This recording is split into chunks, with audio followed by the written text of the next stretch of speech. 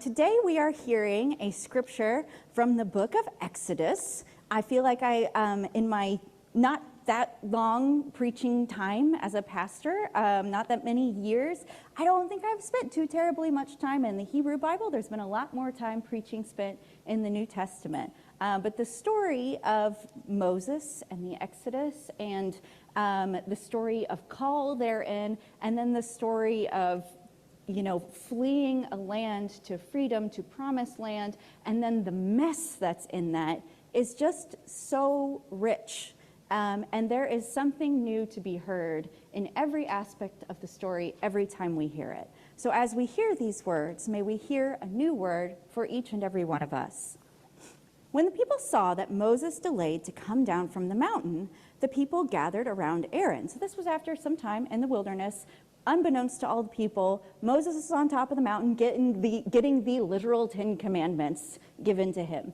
But the people are down there not with any idea what's going on. They're anxious, they are afraid, and they're starting to get antsy.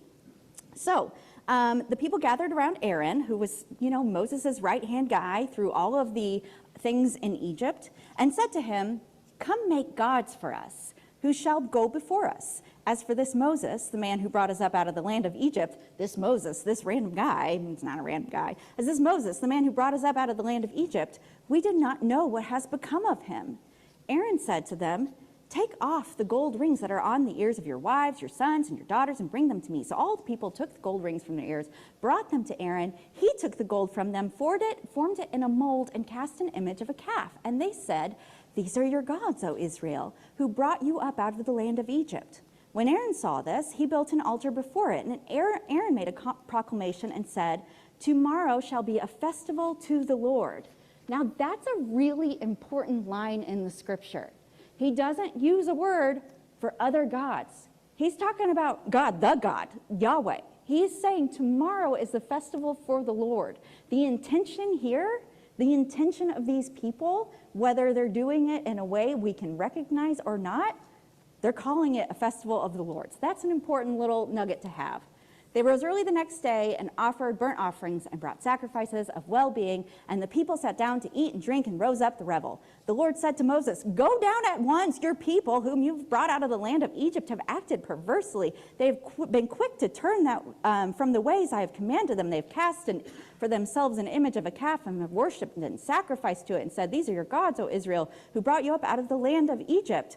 So Moses then takes up for the people in the midst of God's anger. Moses says, "Oh Lord, why does your wrath burn hot against these people whom you brought out of the land of Egypt? Why should the Egyptians say it was with evil intent that he brought them out to kill them in the mountains?" Because God's really angry here. So Moses takes up, argues for the people. He says, "Remember Abraham and Isaac and Israel, your servants, how you swore to them by your own self, saying to them, 'I will multiply your descendants like the stars of heaven. All this land that I have promised, I will give to your descendants, and they shall inherit it forever.'"